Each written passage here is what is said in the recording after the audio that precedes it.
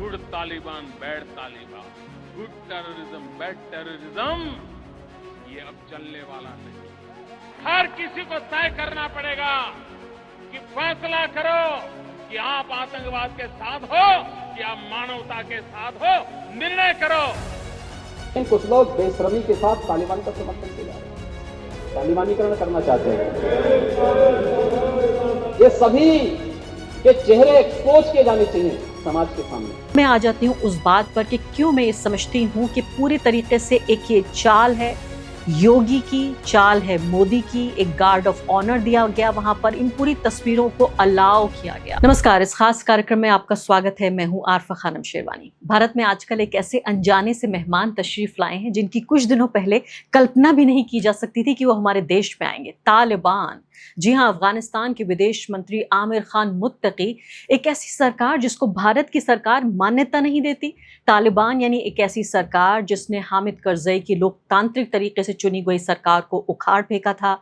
एक ऐसा राजनीतिक समूह जिसको संयुक्त राष्ट्र से लेकर विश्व समुदाय तक आतंकवादी का दर्जा लगातार देता रहा। एक ऐसा राजनीतिक समूह जिसका कब्जा अफगानिस्तान नाम के राष्ट्र पर तो है, लेकिन वो मानवाधिकार, अल्पसंख्यकों के अधिकार और महिलाओं के अधिकारों को सिर्फ और सिर्फ रोंदना जानता है। और भारत की सरकार ने नया फैसला किया है कि अफगानिस्तान में अब सिर्फ एक टेक्निकल मिशन नहीं बल्कि फुल एम्बेसी बनाई जाएगी। और यही संगठन, ये जो तालिबान है, 8 दिनों तक फुल प्रोटोकॉल के साथ दिल्ली के लग्जरी हॉट होटल में ये लोग ठहर रहे हैं, जिसका इंतजाम किसी और ने नहीं, मोदी सरकार ने किया है। लेकिन चर्चा सिर्फ दारुल उलूम पर हो रही है। बात ये नहीं हो रही कि भारत के विदेश मंत्री के साथ किस तरह से मुलाकात हो रही है हैदराबाद हाउस में। तालिबान ताजमहल देखने जाएंगे, तालिबान आरएसएस से जुड़ा हुआ थिंक टैंक विवेकानंद फाउंडेशन, उससे मुलाकात करेंगे। इन सब पर बात नहीं हो रही है, सिर्फ दारुल उलूम पर बात हो रही है। ये मैं आपको बताऊंगी किस तरह से आपको मोदी और योगी, इन दोनों की जो एक ऐसी चाल, एक छिपी हुई चाल जिसको बहुत कम लोग समझते हैं, उन बहुत कम लोगों में मैं भी शामिल हूं, आपकी ये पत्रकार भी शामिल है।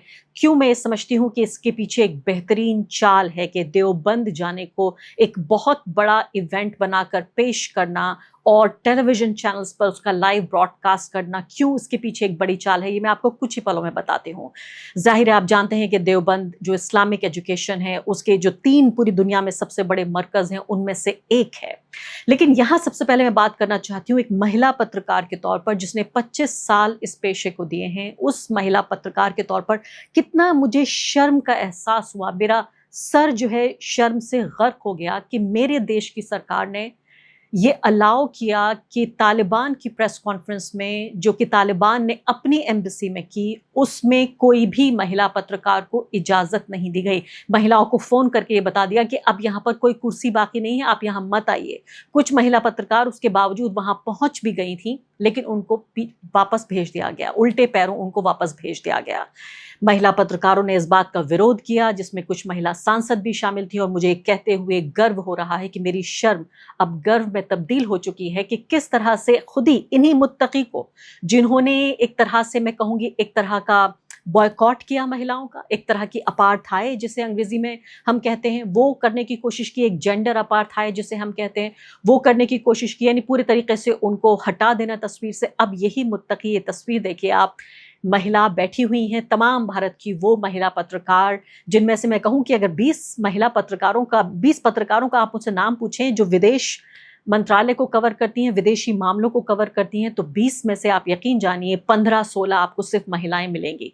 मेरे देश में बहुत सारी समस्याएं हैं, मेरे देश में बहुत सारे भेदभाव हैं, लेकिन मुझे ये कहते हुए गर्व हो रहा है कि फिर भी एक पूरी पीढ़ी महिला पत्रकारों की ऐसी है जो पुरुष पत्रकारों को ये बता सकती हैं कि राजनीति कैसे कवर होती है, किस तरह से डिप्लोमेसी कवर होती है। और शर्म आ रही है उन पत्रकारों पर, उन पुरुष पत्रकारों पर जो तैयार हुए वहां बैठने पर, जबकि महिला पत्रकारों का पूरी तरीके से बहाने से बॉयकॉट कर दिया गया। और फिर बहाना ये बनाया गया, देखिए विदेश मंत्री क्या कह रहे हैं, राहुल गांधी ने जब इस पर ऑब्जेक्शन किया तो विदेश मंत्री क्या कह रहे हैं, ये भी आप देखिए इनके ट्वीट में, कह रहे हैं कि राहुल गांधी की वोट बैंक की जो राजनीति है उसका नतीजा है। ये जो पूरा ज्यूरिसडिक्शन था, यानी अधिकार क्षेत्र था, ये तालिबान का था, अफगानिस्तान का था, यहाँ जो एम्बेसी है, इसलिए हम इस बारे में कुछ नहीं कर सकते थे। और अब मैं आ जाती हूँ उस बात पर कि क्यों मैं ये समझती हूँ कि पूरी तरीके से एक ये चाल है, योगी की चाल है, मोदी की, एक गार्ड ऑफ ऑनर दिया गया वहां पर, इन पूरी तस्वीरों को अलाउ किया गया। लेके आएंगे। आप तो तालिबान का भी समर्थन कर रहे हैं।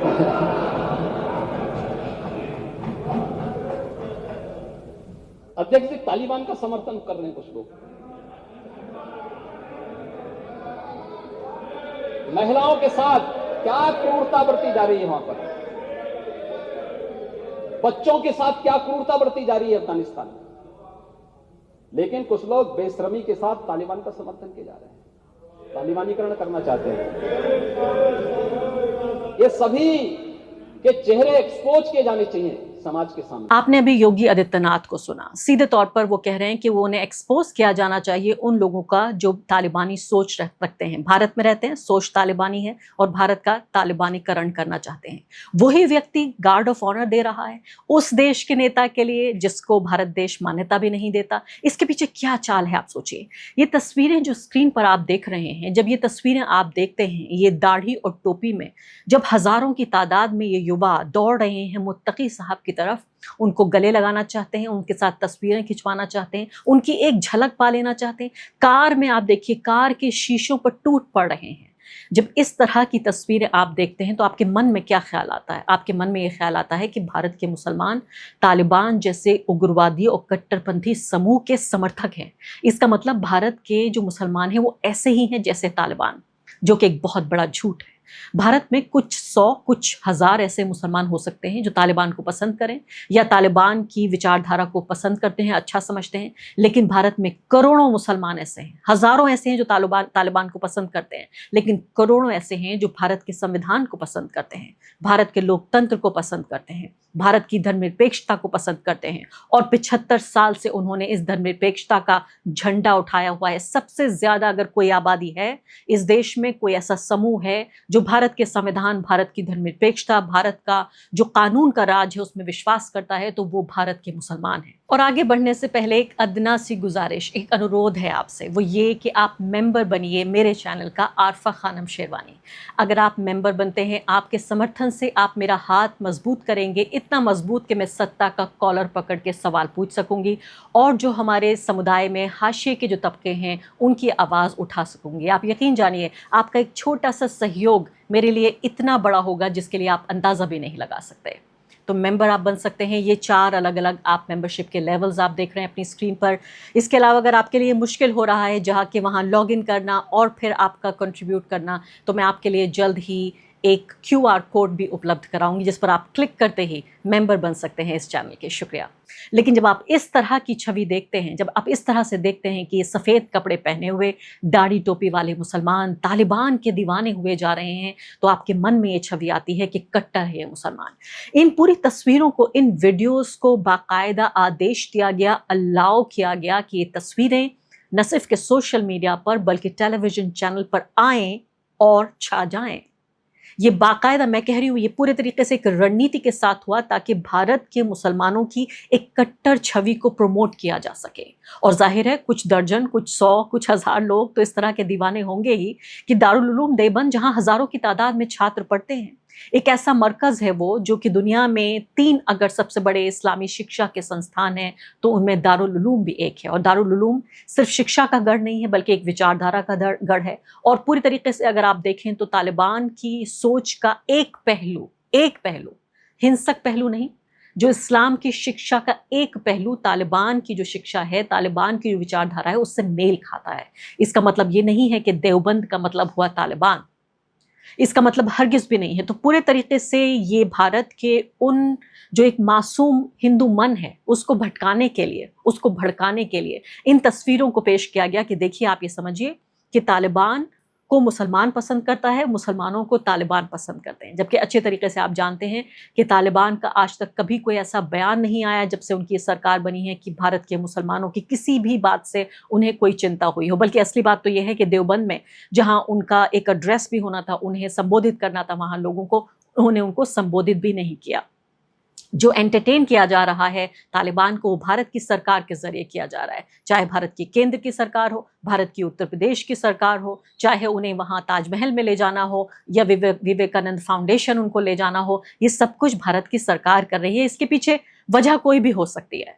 वजह ये हो सकती है कि अब ये सरकार है चूंकि, और इस तरह से विदेश नीति की ये, मैं कहूँगी, एक तरह से ये अर्ज है कि आप जाहिर है कोई देश है, उसकी सरकार है, वो भी पड़ोसी देश है, तो उसे संबंध बनाने होंगे।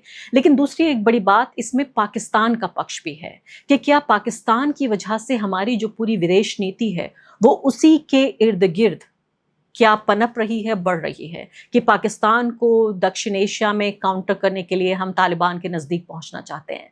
इसमें सवाल ये पैदा होता है कि अगर यही होता रहा कि पाकिस्तान के इर्द गिर्द भी ही हमारी विदेश नीति घूमती रही तो न ये देश के लिए भी अच्छा नहीं है और देश के लोगों के लिए भी अच्छा नहीं है। एक और महत्वपूर्ण बात जिस पर सबका ध्यान नहीं गया वो ये कि कैसे बामियान बुद्धा की जो तस्वीर, उनकी जो पेंटिंग है वो मुत्तकी के पीछे लगी हुई थी। आप यकीन जानिए, एक तरह से इसको कहते हैं दिल तोड़ देने वाला वो लम्हा था कि ये वो तालिबान हैं जिन्होंने एक तरह का कल्चरल जेनोसाइड या सांस्कृतिक एक तरह से नरसंहार किया। जब बामियान बुद्धा की ये तस्वीरें बामियान में जो थी, वो बुद्ध की तस्वीरें, उनको जो प्रतिमाएं लगी हुई थी उनको तोड़ दिया। पूरी दुनिया में इसको लेकर आप अच्छे तरीके से जानते हैं, विरोध प्रदर्शन हुआ और अभी भी इसको इतिहास के बहुत ही काले अध्यायों में से एक देखा जाएगा। किस तरह से अलाउ किया गया? क्या आपको नहीं लगता कि इसका कोई ऐसा प्रतीक था और इसको भी अलाउ किया गया कि ये देखिए पीछे बुद्ध की प्रतिमाओं को तोड़ने वाले जो लोग हैं वो आगे बैठे हुए हैं, भारत में आके, भारत की जो नेशनल कैपिटल है उसमें आके संबोधित कर रहे हैं वहां पर। ये बहुत ही अपने आप में मैं कहूँगी, अगर ये ओवरसाइट भी हम इसे कहें, लापरवाही भी बरती गई। पहली बात तो मैं नहीं समझती कि मोदी सरकार में कुछ भी लापरवाही से होता है, लेकिन अगर लापरवाही भी बरती गई तो ये बहुत ही खराब लापरवाही थी। अब इसके बाद आखिरी बात आ जाती है इसमें ये कि क्या भारत ये अच्छे तरीके से इस बात को भूल गया है कि जिस तरह की तानाशाही देखी जा रही है अफगानिस्तान में, महिलाओं के मद्देनज़र, अल्पसंख्यकों के मद्देनज़र, महिला अधिकारों के मद्देनज़र, एक बात होती है किसी विदेशी सरकार से इंगेज करना, उनसे बातचीत करना, जिसमें हमारे कारोबारी रिश्ते हो सकते हैं, जिसमें हमारे सामाजिक रिश्ते हो सकते हैं, सांस्कृतिक रिश्ते हो सकते हैं। लेकिन दूसरी बात है उन्हें वैधता देना, उनको लेजिटिमाइज करना कि आपकी सारी चीज़ें, आप जो कुछ कर रहे हैं अफगानिस्तान में उस सबको हम यहाँ अलाउ करेंगे या हम वो तमाम नीतियों को भी हम वैधता देंगे। मेरा मशवरा, मेरी सलाह भारत की सरकार को ये है कि इन दोनों में फ़र्क किया जाना चाहिए। आप इंगेज करना चाहते हैं, आप बातचीत करना चाहते हैं, ज़रूर कीजिए, लेकिन क्या आप वैधता देना चाहते हैं एक ऐसी सरकार को जो महिलाओं के खिलाफ है, अल्पसंख्यकों के खिलाफ है, जिसे मानवाधिकार की कोई परवाह नहीं है? मैं ये सलाह देना चाहती हूँ, बिना मांगी सलाह देना चाहती हूँ, लेकिन सलाह मैं ज़रूर देना चाहती हूँ कि आप इस दोनों चीज़ में फ़र्क ज़रूर कीजिए।